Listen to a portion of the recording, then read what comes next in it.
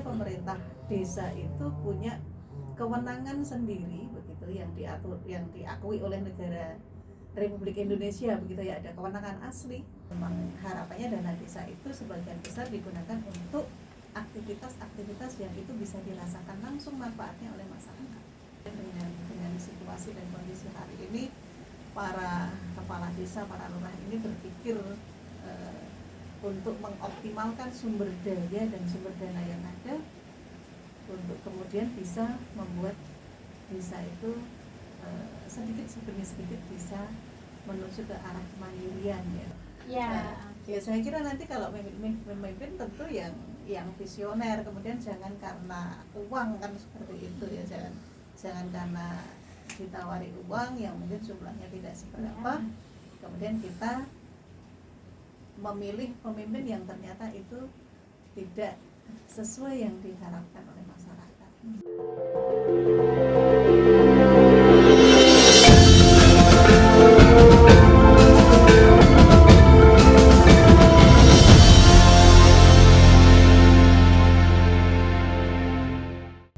Assalamualaikum warahmatullahi wabarakatuh. Halo sedulur, kembali lagi di podcast Catur Desa edisi kedua bersama saya Sekar Hairunisa.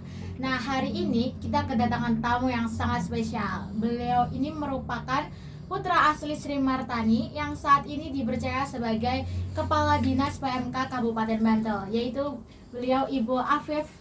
Sugeng Ibu. Ya, halo, assalamualaikum. Sehat Ibu? Alhamdulillah. Nah, pada hari ini tuh kita akan membahas mengenai pemerintah desa nih Bu. Nah, sebelum kita masuk ke topik pembahasan nih, saya mau nanya, dulu itu waktu Ibu kecil cita-citanya jadi apa sih? Pernah nggak kayak kebayang bakal jadi ASN atau nggak kepala dinas gitu? Enggak sih, saya kecilnya tuh pinginnya jadi dokter dulu itu. Oh, jadi dokter tuh emang tapi ternyata matematika saya tuh nggak bagus gitu ya, jadi kalau dokter kan harus matematikanya agak kuat. Nah, ternyata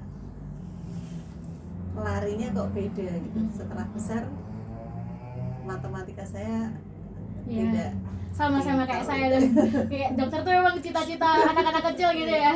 Iya, kalau ditanya pasti jadi dokter. Waktu kecil jadinya jadi dokter gitu. Waktu udah gede jadi mikir beralih kan. Iya, pramugari gitu. Iya. Oke, nah Ibu, kita perjalanan dari awal jadi ASN sampai saat ini tuh jadi kepala dinas tuh prosesnya seperti apa Bu? Apakah ada momen-momen yang menantang gitu? Ya, jadi kebetulan saya dulu lulus SMA, ya teman-teman saya kan kuliah gitu ya.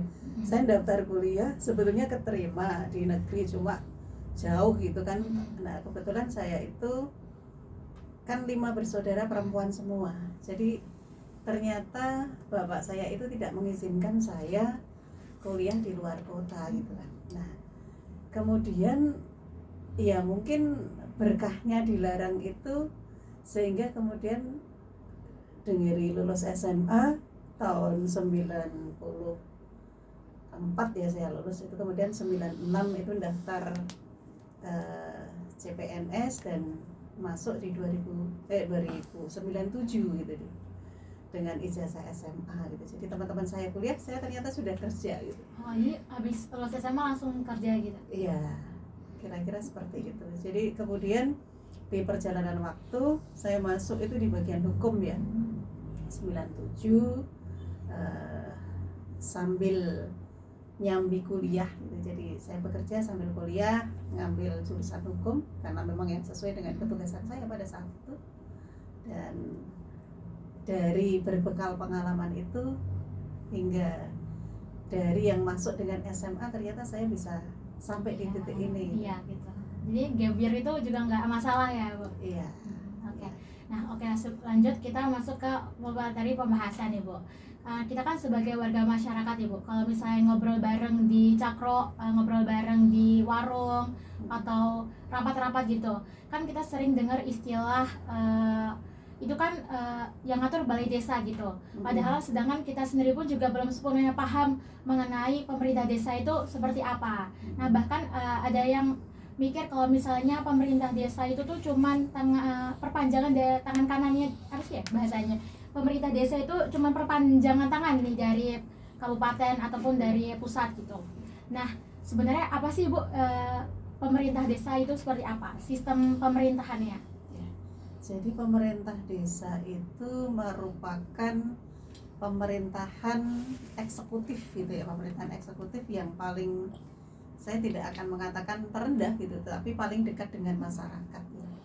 Ya, jadi memang di dalam sistem negara kesatuan Republik Indonesia ini kan ada pemerintah pusat yang di Jakarta sana gitu ya, kemudian ada pemerintah provinsi, pemerintah kabupaten, dan kemudian ada pemerintah desa.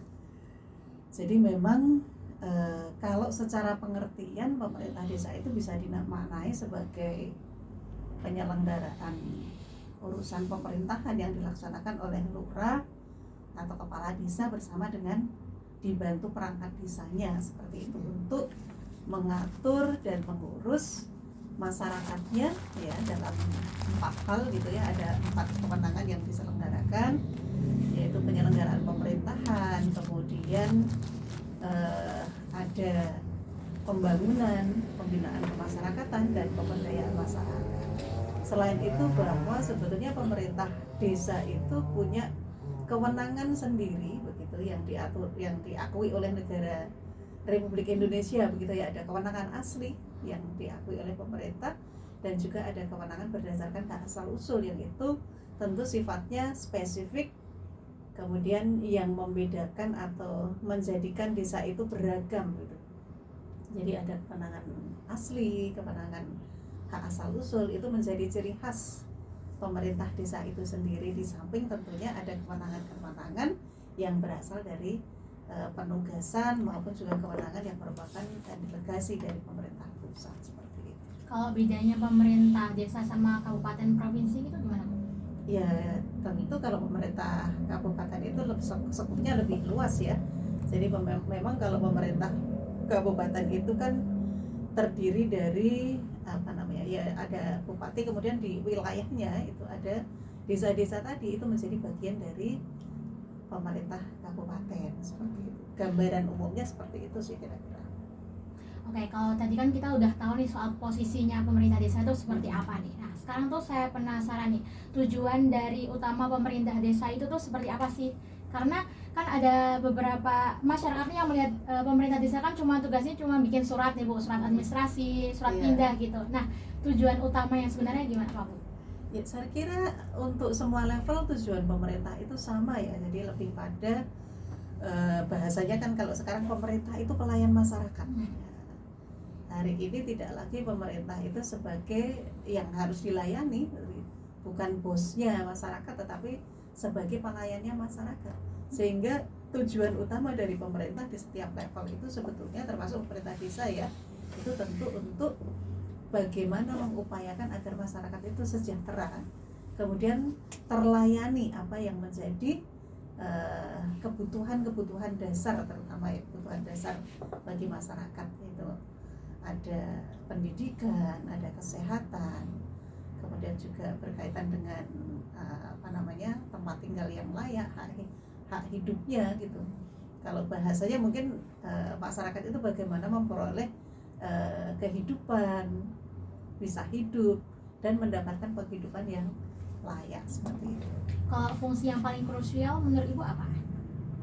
Fungsinya ya, kalau secara fungsi mungkin pemerintah desa itu dengan kewenangannya kan bisa mengurus dan mengatur tadi ya, mengurus itu bagaimana kemudian dengan kewenangan itu pemerintah desa dalam hal ini Pak Lurah beserta pamong desanya, perangkat desanya itu bisa membuat sebuah kebijakan yang itu kemudian endingnya itu untuk kesejahteraan masyarakat tadi. Jadi kuncinya kan memang di pimpinan tadi ya, bagaimana kemudian sebetulnya pemerintah desa itu bisa membuat, bahasa kerennya kalau anak muda mungkin apa ya, iso gawe ijo kuningnya ya. Masyarakat desa itu akan dibuat seperti apa, warnanya seperti apa, itu sebetulnya dengan kewenangan yang dimiliki oleh pemerintah desa itu bisa dilakukan. Nah, kalau tadi itu udah membahas soal tujuan dan juga programnya Bu, pastinya kan adalah mesti muncul pertanyaan dananya itu dari mana gitu Bu. Nah karena kan kadang tuh masyarakat cuma tahu istilah dana desa aja, sedangkan mereka tuh sebenarnya nggak tahu sumber anggaran desanya itu dari mana sih Bu berasalnya. Ya, sebetulnya kalau untuk sumber anggaran di desa itu sekarang banyak ya. Ada, tidak hanya yang masyarakat mungkin sering dengar kan dana desa seperti itu. Nah, di luar dana desa itu ada sumber-sumber pendapatan yang lain. Jadi ada kalau dikelompokkan, kelompok besarnya itu sebetulnya ada dua gitu ya. Yang pertama itu merupakan pendapatan transfer namanya. Yang kedua pendapatan asli kelurahan atau pendapatan asli desa. Nah, pendapatan transfer ini berasal dari transfernya pemerintah pusat, itu berupa dana desa tadi. Kemudian dari dana transfernya pemerintah daerah kabupaten itu ada alokasi dana desa yang itu merupakan bagian dari dana alokasi umum yang diterima oleh pemerintah daerah. Kemudian minimal 10%-nya itu diberikan kepada desa-desa yang ada di wilayahnya, itu namanya alokasi dana desa. Kemudian juga desa itu memperoleh bagi hasil pajak ya, jadi pajak daerah yang diterima oleh kabupaten itu juga 10% diberikan kepada desa ya, dikembalikan gitu ya, dikembalikan untuk pelaksanaan pembangunan di desa. Kemudian juga ada bagi hasil retribusi ya, retribusi yang dipungut oleh pemerintah daerah itu juga desa diberikan hak bagi hasilnya gitu. Selain itu kemudian juga untuk Kabupaten Bantul cukup banyak juga ya di luar dana-dana transfer di luar itu ada namanya bantuan keuangan khusus yang itu digunakan untuk pembangunan yang usulannya berasal dari aspirasi DPRD, itu namanya bantuan keuangan khusus. Kemudian ada bantuan keuangan yang namanya P2MK, program pembangunan partisipatif masyarakat desa ya. Itu juga aspirasinya berasal dari bupati dan wakil bupati, itu juga merupakan sumber pendapatan yang diterima oleh desa. Kemudian selain itu untuk Kabupaten Bantul sendiri ya secara khusus itu ada sebuah program yang mungkin bisa berbeda dengan kabupaten lain. Ada dana transfer khusus namanya PPBMP yang mungkin orang sering dengar yang anggaran yang diberikan per padukuhan gitu ya. Nah, itu namanya PPBMP, bantuan keuangan untuk program pemberdayaan berbasis masyarakat peduluan. Itu juga merupakan salah satu sumber pendapatan yang diterima oleh semua desa yang ada di Bantul. Kemudian masih ada lagi kompensasi tanah kas desa namanya. Jadi desa-desa itu kan punya banyak tanah kas desa yang digunakan untuk fasilitas umum miliknya pemerintah gitu ya. Ada yang digunakan untuk sekolah, ada yang digunakan untuk puskesmas, mungkin ada yang digunakan untuk fasilitas umum lain, misalnya mungkin ada yang jalan, jembatan dan sebagainya. Nah, itu diperhitungkan oleh pemerintah daerah. Desa itu diberikan uang ya sebagai kompensasi tanah itu digunakan oleh pemerintah daerah, itu namanya kompensasi tanah kas desa. Nah, masih ada lagi mungkin yang dari dana transfernya pemerintah DIY itu juga masih banyak juga, ada bermacam-macam yang berasal dari dana keistimewaan, itu mungkin kita sering dengar ya, ada bantuan keuangan dari pemerintah DIY itu macam-macam. Sehingga sebetulnya sumber pendanaan di kelurahan atau di desa hari ini kan cukup banyak juga ya. Jadi memang kalau dibuat rumah besar itu ada 2 rumah tadi. Kalau yang pendapatan asli kelurahan tentunya berasal dari hasil pungutan yang dilakukan oleh kelurahan, yang itu didasarkan pada peraturan kelurahan tentunya. Kemudian juga ada hasil usahanya. Hasil usaha itu saat ini mungkin Mbak Sekar pernah dengar BUMDes gitu ya. Nah, itu salah satunya juga nanti sebagian dari hasil usaha BUMDes itu kemudian masuk menjadi pendapatan asli. Jadi itu desa itu juga punya pendapatan sendiri ya Bu? Iya, seperti itu. Nah, sebenarnya tuh dana desa itu dibuat tuh tujuannya buat apa sih Bu awalnya?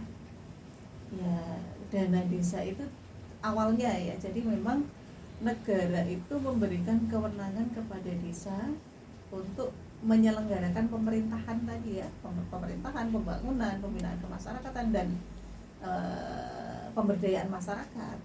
Nah itu kan ketika diberi kewenangan oleh undang-undang desa, undang-undang 6 2014, ketika itu kemudian sekaligus diberikan pendanaannya. Jadi ibaratnya orang tua gitu ya, orang tua kan menyuruh anaknya untuk melakukan sesuatu gitu kan, karena anak itu mungkin belum mandiri secara finansial gitu ya, sehingga kemudian diberikanlah dana desa itu menjadi bagian dari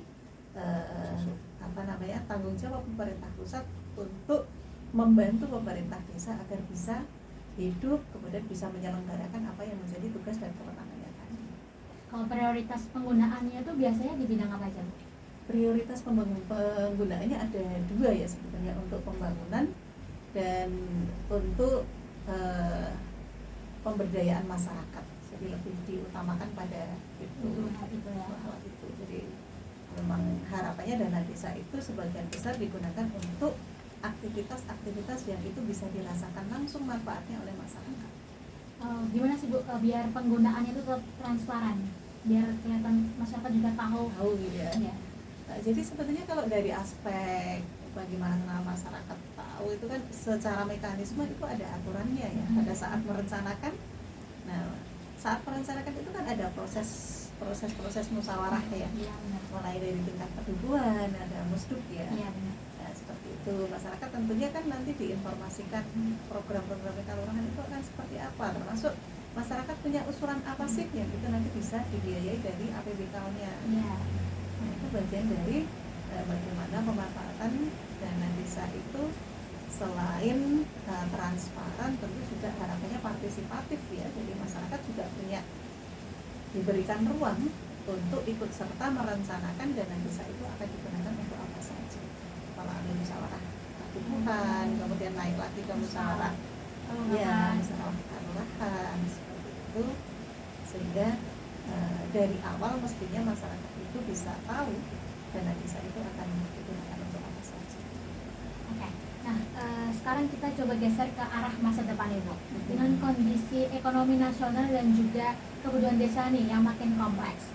Untuk tahun 2026 dan seterusnya ini tuh apakah ada arah kebijakan baru terkait dana desa? Iya. Jadi mungkin Mbak sekarang sudah dengar yang sekarang banyak dibicarakan Kopdes Merah Putih gitu kan ya. Kopdes Merah Putih.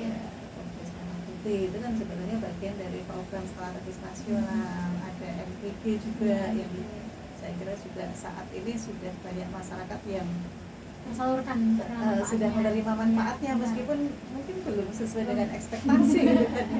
Tapi ya prinsip itu program-program nasional yang tentu dengan adanya program-program nasional itu juga berpengaruh terhadap kebijakan-kebijakan berkaitan dengan dana desa.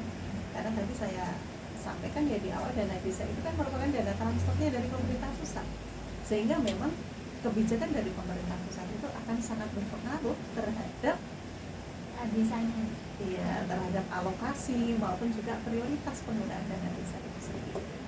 Dan dengan adanya program nasional yang tadi menyita cukup banyak anggaran, terutama untuk Kopdes Merah Putih ya, tahun ini dana desa berkurang cukup besar. Yang sebelumnya mungkin kalau di Bantul itu kan alokasinya 2025 yang lalu itu totalnya sekitar 121 miliar ya, untuk 75 desa. Nah tahun 2026 itu yang merupakan dana desa reguler itu hanya sekitar 27 miliar.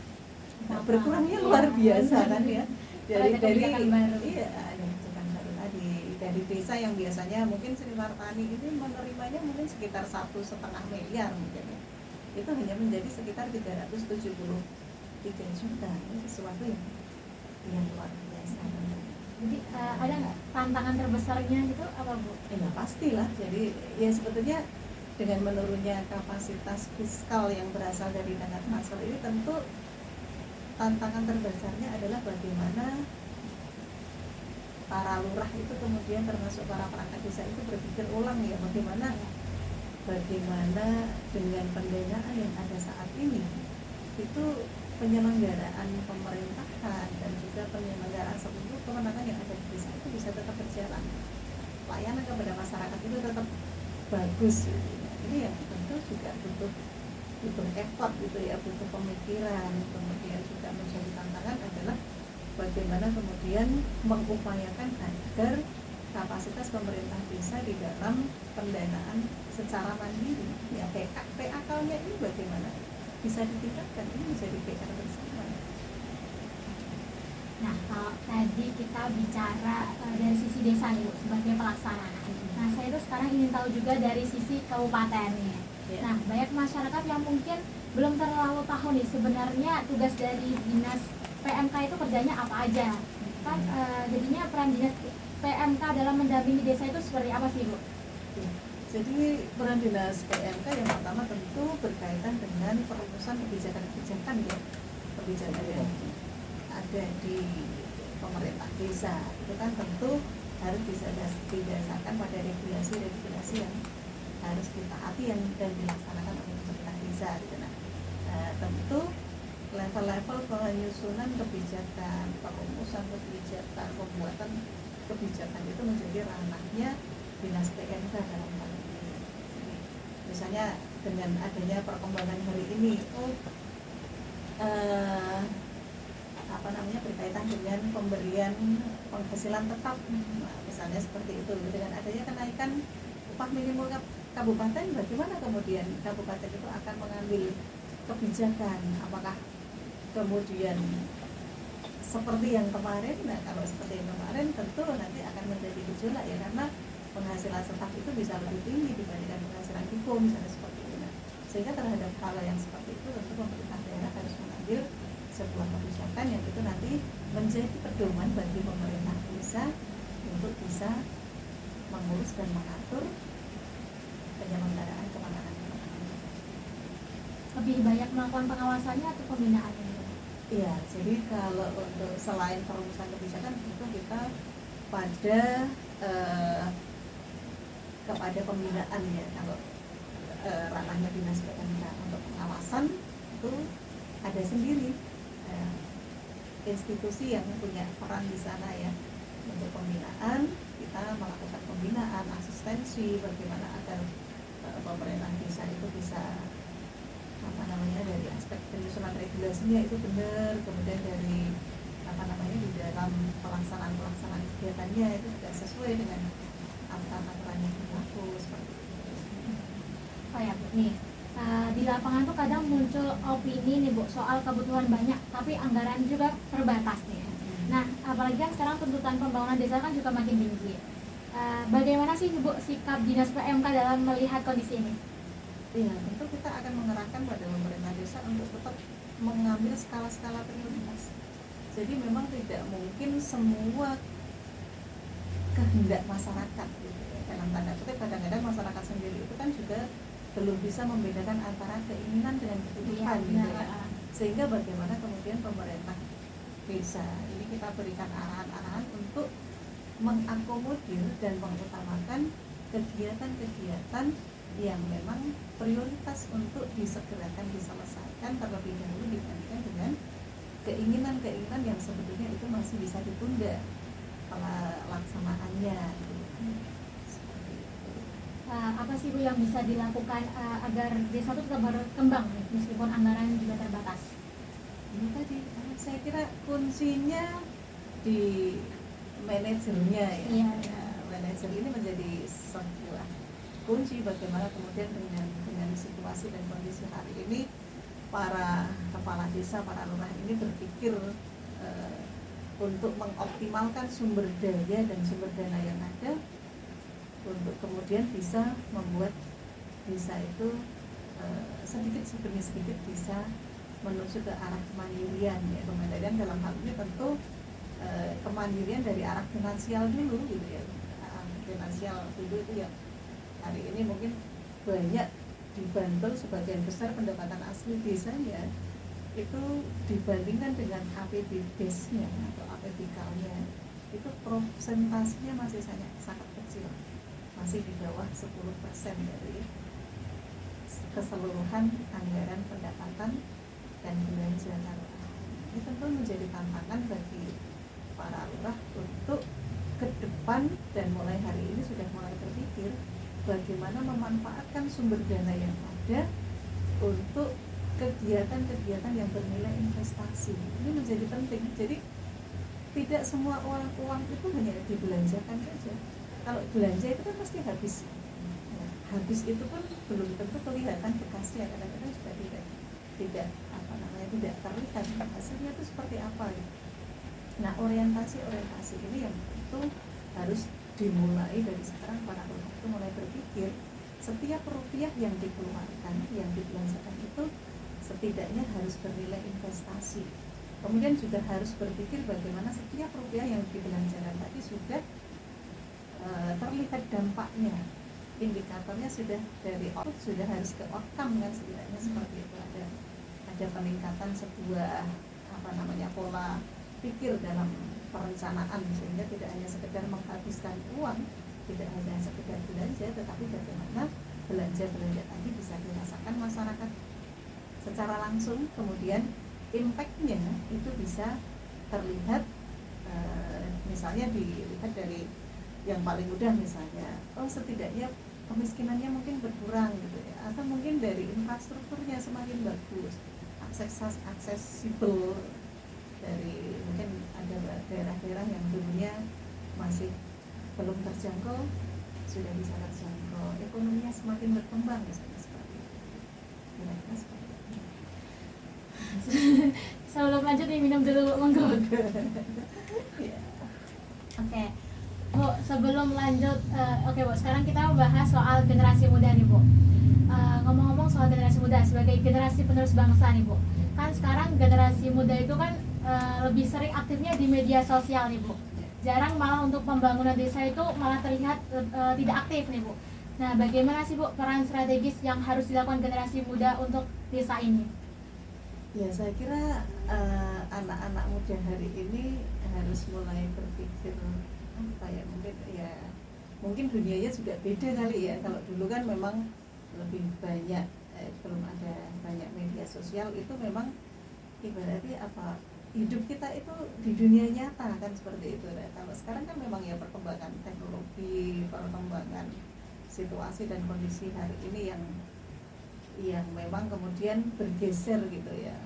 Anak-anak muda hari ini lebih asik Di media sosial dibandingkan di kehidupan yang nyata gitu. Jarang serawung juga ya. Ya, tentu ini menjadi tantangan bagi anak muda itu sendiri, bagaimana kemudian ketika dia sudah berpikir ke masa depan, ya hidup itu kan kita yang hidup senyatanya itu kan di masyarakat gitu. Sehingga bagaimana kemudian mumpung masih muda itu bisa berkontribusi di masyarakat, ya mungkin sekupnya yang paling kecil dulu lah, dari lingkungan kedukuhannya, kemudian dari di desa itu, sehingga bisa lebih memberikan warna, bisa berperan gitu ya, seperti itu. Gimana sih Bu biar pemeran pemuda ini benar-benar dilibatkan gitu, bukan hanya sebatas formalitas aja atau sebagai penonton aja, gimana Bu? Sebetulnya kalau untuk itu ruangnya di kelurahan itu, di desa itu sudah ada Karang Taruna seperti itu ya, ada lembaga kemasyarakatan kalurahan namanya yang disebut Karang Taruna. Itu kan sebetulnya wadah bagi anak-anak muda untuk bisa memberikan kontribusi terbaiknya, ya tentu sesuai dengan kapasitas masing-masing, yaitu sebetulnya bisa ikut serta mewarnai di dalam penyelenggaraan pemerintahan desa itu. Nah, menurut Ibu tuh gimana sih Bu caranya biar pemuda itu juga tergerak nih Bu buat ikut Karang Taruna? Karena kan kalau saya lihat ya Bu, banyak pemuda yang kayak ngapain sih ikut Karang Taruna, malas, bikin ribet aja, nambah-nambahin beban gitu. Iya, ya ini tentu saya kira perlu ini ya. Dulu sejarahnya Sri Martani itu Karang Tarunanya pernah juara loh tingkat Kabupaten Bantul itu. Tapi hari ini kelihatannya juga semangatnya kendor ya, tidak tertarik. Nah, ini mungkin tentu nanti menjadi PR Mbak Sekar dan kawan-kawan yang muda-muda ini, bagaimana kemudian menghidupkan kembali, membuat Karang Taruna ini menjadi sebuah wadah yang menarik gitu.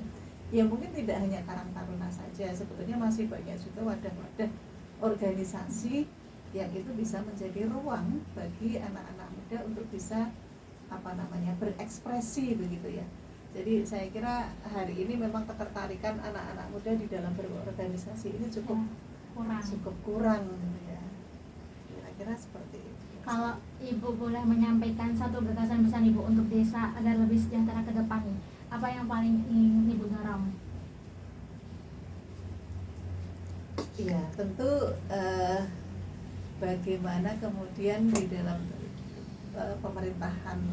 pemerintah dulu ya. Jadi ketika kita akan membawa sebuah kapal menuju ke sebuah tujuan, itu kan memang dibutuhkan seorang nahkoda gitu ya. Nahkodanya kan kudu harus ini dulu ya, benar dulu ya, tujuannya itu ke sana. Nah, sebetulnya kalau kita bicara pemerintah desa sebagai sebuah organisasi, ya organisasi itu kan mungkin kalau kita belajar Mbak sekarang mungkin juga tahu ya, pasti kan ada yang memimpin, ada yang dipimpin gitu kan, itu kemudian juga ada aturan mainnya gitu kan, ada aturan mainnya dan tentu ada tujuan yang sama.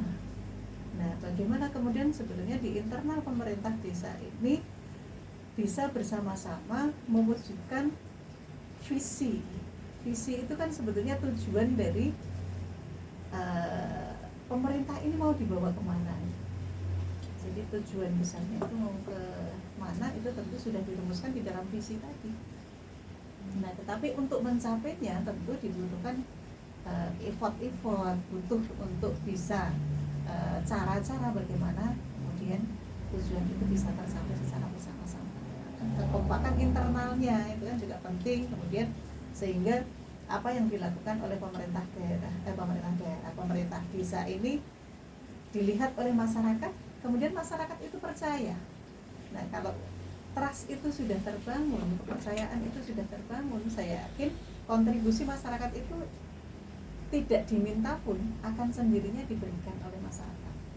Sehingga bagaimana kemudian membangun kepercayaan masyarakat ini menjadi kata kunci bagaimana nahkoda di pemerintahan desa ini bisa mewujudkan apa yang menjadi cita-cita besarnya pemerintah desa. Nah, kalau untuk pesan untuk warga Sri Martani Bu, kira-kira apa Bu? Pesannya? Iya, pesan untuk warga penonton nih. Nah, ini kebetulan Sri Martani itu 2026 pilihan lurah ya. Iya. Ya saya kira nanti kalau memimpin tentu yang visioner, kemudian jangan karena uang kan seperti itu ya, jangan karena ditawari uang yang mungkin jumlahnya tidak seberapa, kemudian kita memilih pemimpin yang ternyata itu tidak sesuai yang diharapkan oleh masyarakat. Jangan tergoda politik money. Iya. Oke, nah sudah selesai nih Bu. Terima kasih banyak ya Bu Afif buat atas obrolan yang luar biasa ini. Semoga masyarakat jadi lebih paham bahwa desa itu bukan sekadar tempat tinggal aja, tapi sebagai ruang untuk perjuangan bersama gitu. Nah, untuk warga Sri Martani jangan lupa untuk saksikan terus podcast Cakruk Desa.